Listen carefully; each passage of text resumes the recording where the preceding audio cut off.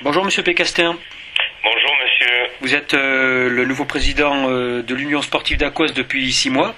Oui. Et à l'occasion de cette semaine particulière pour nous supporters des deux camps, nous avons décidé de faire quelques pages spéciales et de donner la parole à tous les acteurs qui entourent ce derby. Donc bien évidemment, nous avons décidé d'interroger les deux présidents. Donc d'abord, nous vous remercions pour cet entretien.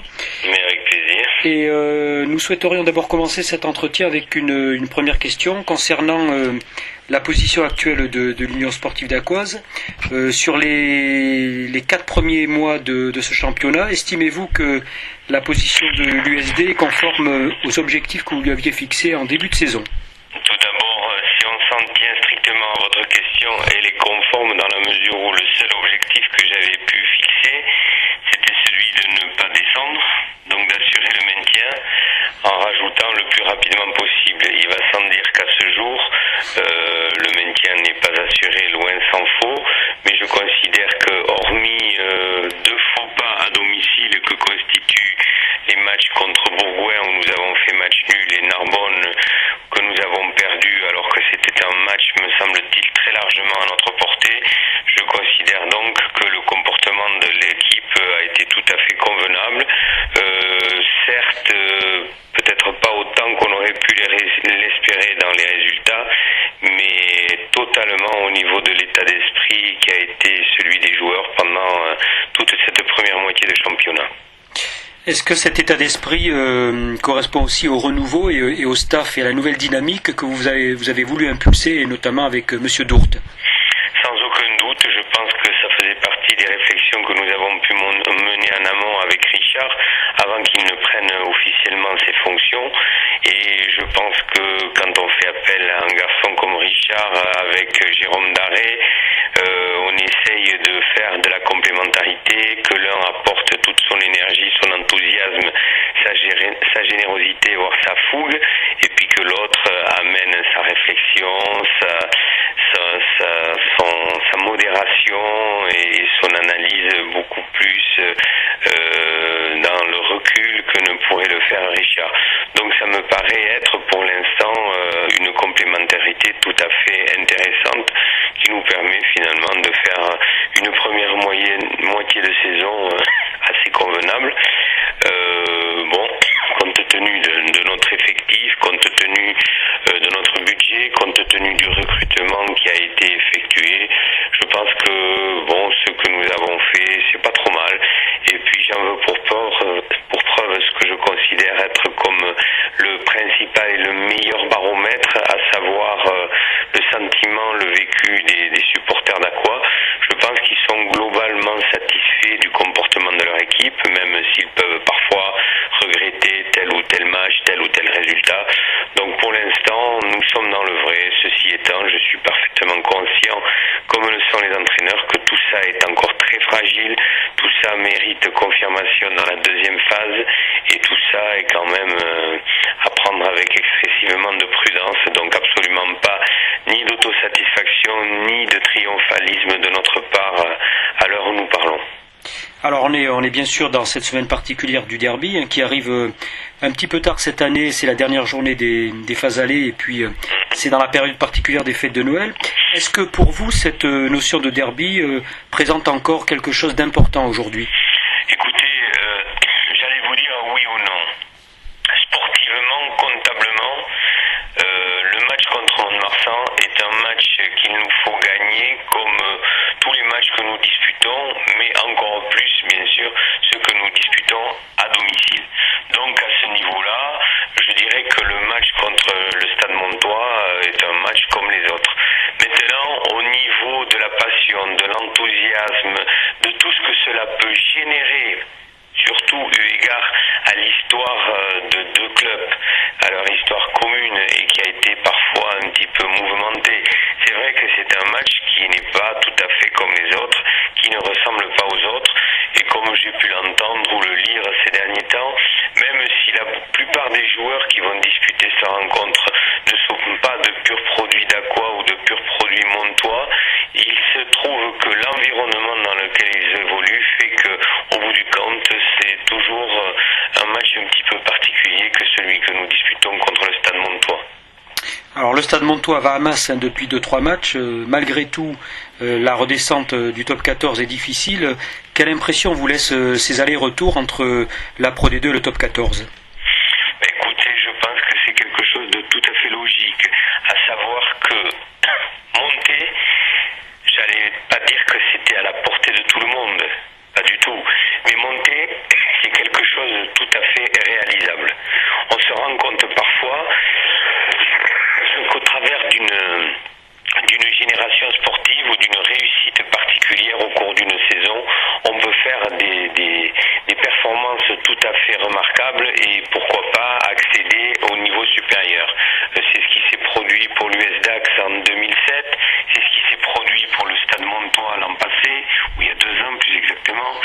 C'est ce qui s'est produit finalement l'an passé pour Oyonnax, qui a fait une saison tout à fait exceptionnelle en Pro D2, que même si on savait Oyonnax être une bonne équipe, on n'attendait pas obligatoirement à ce niveau, et puis on imaginait mal cette équipe caracolée en tête du championnat comme elle l'a fait du premier au dernier jour, etc. Donc tout ça monter, ça peut le faire. Je pense que n'importe quelle équipe, à un moment ou à un autre, peut avoir des conditions sportives effectives, des circonstances qui lui permettent d'accéder au niveau supérieur, et c'est très bien, parce que c'est ça qui fait avancer les équipes, c'est ça qui entretient l'intérêt d'une compétition. Maintenant, le plus difficile après, c'est de s'y maintenir au niveau supérieur. Et c'est là que nous nous heurtons quasiment tous aux mêmes difficultés. On se rend compte que finalement, les équipes qui ont réussi à se maintenir en top 14 après une montée, elles sont assez peu nombreuses. Alors il y a le cas récemment de Grenoble, qui est quand même une équipe d'une grosse métropole avec un gros passé rugbystique et un certain nombre de moyens économiques, et Dieu sait si aujourd'hui c'est important, mais pour la plupart des clubs promus, il faut reconnaître que c'est quand même très très très difficile de se maintenir, que ce soit se maintenir en top 14 pour les promus de Pro D2 ou que ce soit pour se maintenir en Pro D2 pour les promus de Fédéral 1. La problématique est la même. Alors on a vu la gymnastique au Pays Basque ces 15 derniers jours concernant la fusion entre les 2 clubs historiques. Pensez-vous qu'à terme, et compte tenu du diagnostic que vous venez de poser, cette fusion, cette question-là se posera un jour dans les Landes ? Écoutez, on en a débattu un petit peu hier soir, on en a parlé tout au long de la semaine, ça fait l'objet je ne veux pas dire de polémique, mais de réflexion, de passion et d'avis divergents. Je comprends parfaitement l'attachement viscéral, historique, culturel que peuvent avoir les passionnés des 2 clubs que sont le Stade Montois et de l'US Dax pour leur propre famille, pour leur propre club. Moi je suis un enfant de l'US Dax, j'ai toujours appartenu à ce club et mon attachement pour ce club est viscéral et éternel, j'allais dire. Ça c'est une réalité. Ceci étant, si l'on veut aujourd'hui envisager de proposer à ce public d'aficionados du rugby que sont les Landais une possibilité d'assister en tant que supporter d'une équipe à des rencontres les opposant à ce qui se fait de mieux, soit au niveau national, soit au niveau européen, je me dis que la seule solution serait peut-être la création, non pas d'un club, mais d'une équipe de région, qu'on l'appelle départementale, qu'on l'appelle de comité, qu'on l'appelle, etc. Autrement dit, quand on n'arrive pas à rester assez fort isolément, il faut essayer de s'unir pour être un petit peu plus fort. Voilà. Ça me paraît être d'une logique implacable. Cette logique, elle existe à tous les étages, au niveau politique. C'est pour ça qu'on a créé l'Europe il y a 50 ans. Au niveau économique, c'est pour ça qu'aujourd'hui on voit des entreprises se regrouper. Et je pense que quand on est confronté à ça, tôt ou tard au niveau sportif, on le voit. Il faut bien vous dire que c'est ce qu'ont fait la plupart, je dis bien la plupart, des nations mondiales au niveau du rugby. Nous sommes avec l'Angleterre les 2 seules nations à continuer à fonctionner sur un modèle de club. Alors c'est culturel chez nous, j'en conviens, mais on se trouve confronté à des situations où on est opposé aujourd'hui à de véritables équipes régionales, même si elles se cachent sous la bannière ou sous le blason d'un club. Mais qu'est-ce que c'est qu'aujourd'hui ces clubs de grandes métropoles, si ce n'est de véritables clubs régionaux, comme peuvent l'être Toulouse, Clermont, Lyon, Montpellier,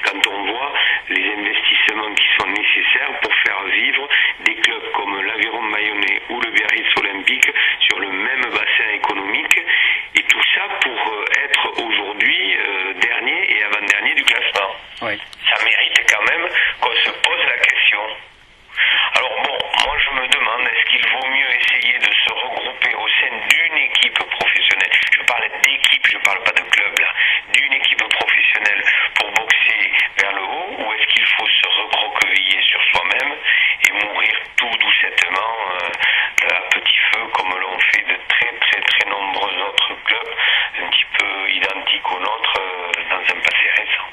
Donc ça veut dire que... Cette question mérite d'être posée quand même. Ouais, la première pierre à ce projet pourrait être éventuellement, depuis 2 ans, la mise en place du financement entreprise Land. C'est une très bonne idée, c'est une excellente idée. Maintenant, encore faut-il que cette idée se concrétise réellement et prenne de l'ampleur. Il y a eu un début cette année, c'est indiscutable, c'est indéniable. Mais tout ça nécessite aussi peut-être d'assortir ce projet d'un véritable dessein, d'un véritable objectif, d'un véritable cap à mettre en place, ce qui serait peut-être de nature à motiver encore plus des chefs d'entreprise qui auraient envie de s'impliquer dans ce projet économique. Alors, pour l'instant, le souci peut-être dans ce... Pas trop où on veut en venir, c'est peut-être à nous, les dirigeants de ces 2 clubs, de leur dire exactement quel est notre objectif et notre but à moyen terme pour peut-être les aider à venir nous aider. Peut-être que l'objection que je vous formulerai, c'est le niveau de surface économique qu'on est capable d'agréger dans les Landes. Je pense que les Landes, c'est reconnu par tout le monde, est un département riche. Il y a de l'argent dans les Landes. Il y a de l'argent. C'est pas parce que nos 2 clubs, chacun dans leur coin, ont des difficultés et souffrent que les Landes sont pas un département riche. Je pense que dans ce département, je fais abstraction de la situation économique particulière que nous vivons depuis 2008-2009. Bon, autrement dit, ce qu'on appelle la crise. Mais indépendamment de cette situation très concrète, je pense qu'il y a dans les Landes des entreprises qui sont des véritables fleurons et qui ont une véritable dimension nationale, européenne, voire mondiale pour certaines d'entre elles. Donc je pense qu'il y a peut-être beaucoup plus de potentiel économique qu'on aurait tendance à le croire comme ça au premier abord. Les Landes, c'est vrai, c'est un département relativement peu peuplé, puisque je pense qu'aujourd'hui il y a entre 350 et 400 000 habitants, mais c'est un département économiquement riche. Je pense qu'il y a certains départements qui sont beaucoup moins bien lotis que nous. Donc peut-être cette richesse, ne savons-nous pas l'exploiter, l'utiliser, en profiter, en bénéficier comme peut-être un projet un peu plus fédérateur le permettrait. Ce sont des questions que je me pose. Je ne pense pas détenir la vérité et je ne cherche absolument pas à imposer mes vues à qui que ce soit. Je pense que toutes les opinions sont respectables. Mais je me dis quand même qu'aujourd'hui, on est dans la difficulté, on voit un train qui va de plus en plus vite, dans lequel on a de plus en plus de difficultés à rester, et j'ai pas envie d'en descendre de ce train. Alors je me dis peut-être faudrait-il imaginer un nouveau modèle pour pouvoir continuer à s'installer confortablement dans ce train du professionnalisme. Monsieur Pécastin, la dernière question. On parlait de top 14 ou de Pro D2 d'ailleurs. La dernière question, en vous remerciant pour cette analyse passionnée et passionnante, un petit message à adresser aux supporters des 2 camps pour dimanche. Écoutez, je pense qu'au-delà de toutes les rivalités qui furent les nôtres, surtout dans les années 60, rivalités passionnées, je pense qu'aujourd'hui il y a excessivement de respect de la part des dirigeants et des supporters des 2 camps vis-à-vis de l'autre. Je pense qu'il y a une véritable, je ne veux pas parler de fraternité, mais même s'il y a une rivalité sportive qui nous oppose, on a quand même une identité et je crois que chaque fois depuis quelques années que nous avons eu l'occasion de nous rencontrer au niveau de ces derbies, il y a eu une véritable fraternisation, il y a eu beaucoup de fair-play, beaucoup d'amitié, d'affection, même si ça chambre un peu entre les supporters des 2 camps. Il n'y a jamais eu d'excès, il n'y a jamais eu de débordement. Je crois que c'est ça le véritable esprit du rugby et que cet esprit-là, il faut à tout prix que nous le défendions, il faut à tout prix que nous luttions pour le maintenir contre vents et marées. Il faut lutter contre l'évolution qu'on pourrait craindre de voir évoluer le rugby professionnel au niveau de ses supporters. Il faut lutter contre le hooliganisme qui était quelque chose qui n'existait pas chez nous. On montrait souvent le football du doigt parce que justement nous avions toujours des comportements de gentlemen. Je crois que c'est ce qu'il faut faire perdurer. C'est absolument ça qu'il faut protéger. Et personnellement, je sais qu'entre l'US Dax et le Stade Montois, il n'y a aucun problème. Je n'ai nulle inquiétude pour la façon dont nous avec les autres lors de ce prochain derby. Et je crois que c'est très bien comme ça, c'est une véritable richesse qu'il faut protéger. Merci beaucoup, monsieur Pécastet. On vous remercie pour cet entretien. Et puis, tous les supporters se joignent à moi pour vous souhaiter à vous et votre club, et puis évidemment au Stade Montois, un excellent match pour dimanche. Avec plaisir, je vous remercie. Merci beaucoup, monsieur. Au revoir.